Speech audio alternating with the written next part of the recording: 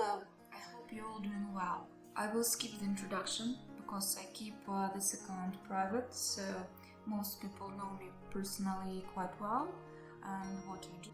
So yesterday, after I've heard the news, I decided that I can't sit on my knowledge anymore. I decided to speak up a bit, maybe share some knowledge on what we can do to keep ourselves sane, because it is quite hard.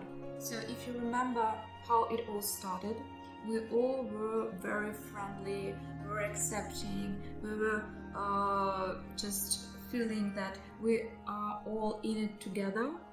So we sort of got together, connected, and this helped us the first time. That this is not working now. It is not working because our brain now understands that it's a serious matter now. So it puts us in fight or flight mode. So we might not feel it strongly, but more we go into this situation, worse we will feel. And you probably feel this. And as you can see that the whole situation had changed. People removed their sticker, stay home, save lives and all that. People are more like in a strike mode. They are more concerned, more upset, much more unhappy. What we feel is normal, and we have to accept that what is going with us now is normal.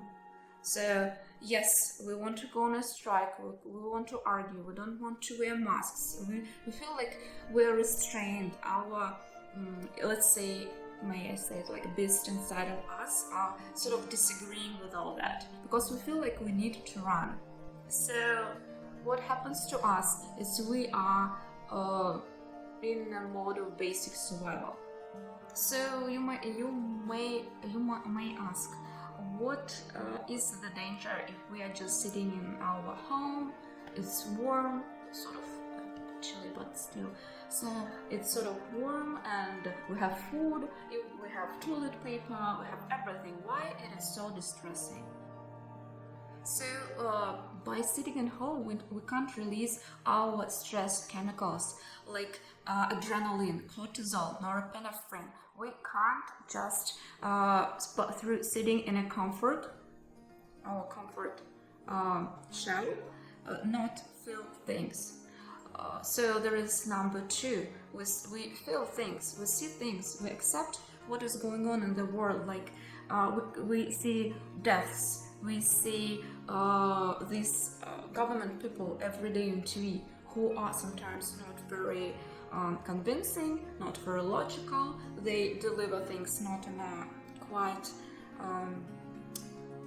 good way psychologically, like disturbing people. So even though we are in a sort of comfort, this is not the comfort that our brain can accept. For the brain, it's danger. It doesn't matter if we crawl under the blanket. For our brain, it's just run. So that's why we feel what we feel. So what is going now is that we are approaching a psychological dilemma. On one hand, we have government, which we want to obey and feel like we need to, and on the other we have these our unconscious reactions, which we can't control. Honestly, what's the difference between conscious and unconscious mind? Conscious mind is our logic. It's our logical part of the brain. It's all analytics, it's all thinking, evaluating, and our unconsciousness is something that we totally can't control. Obviously, we can't control blood pressure, we can't control our responses, we can't control our chemicals in the body. So if we have adrenaline in our body, if it's flowing, like what can we do about it? It's just there. So we are sort of in this area where we can't really do anything about what's going on. So we feel like we're sort of stuck and we don't know what to do, and what our tomorrow will bring us, what we will have in our tomorrow. I truly believe in education. Sort of more we know, less anxious we are. So that's why I'm basically providing this information now, because I feel that more we know of what is going on with us, less anxiety we have. That's actually true. If you've been through therapy, you probably noticed that after you explain stuff, after you get the explanation why you feel what you feel, you start feeling better because you feel less anxious. That's it. So what's going on here is like we need to sort of understand what is going on with us first before we move on to intervention. And we need intervention now because it's impossible. We have the whole quarantine in front of us, so we have to act as much as possible right now. So I will drop a link on a really good article of Harvard School. They are really good. I mean, I try to learn from the best, and so if you want to expand on this topic, you're welcome to read it. So what we psychologically can do now, not much, because there are only 3 options, and we basically cut on 2, so we just left with 1. First, we get support through activity. Even going to work every day, even though it's stressful and I feel, oh my god, we don't want to go to work, we better stay with our kids. Yes, it feels that way, but it helps us to release these stress chemicals. Second thing is communication. We release stress and we feel better through communicating with each other. Even slight communication, even tiny chit chat with your coffee shop person or your neighbor or anyone from not your household, just plain other person, helps so much. But now we can't do that. The only thing which is left is conscious relaxation. So meditation is a lifesaver for most people. If you start doing just meditation, it will help to get through things. So what's the problem with meditation?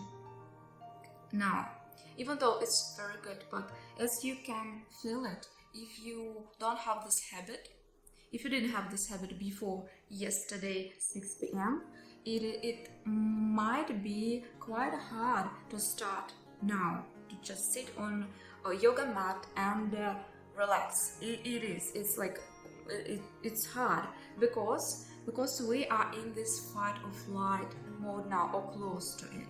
So everything is a spectrum, mostly in psychology. So even though we are not like, oh, let's run, but still we are somewhere in this spectrum of fight or flight. So we might be close to panic, or maybe quite anxious, or a little bit anxious. So it's like that.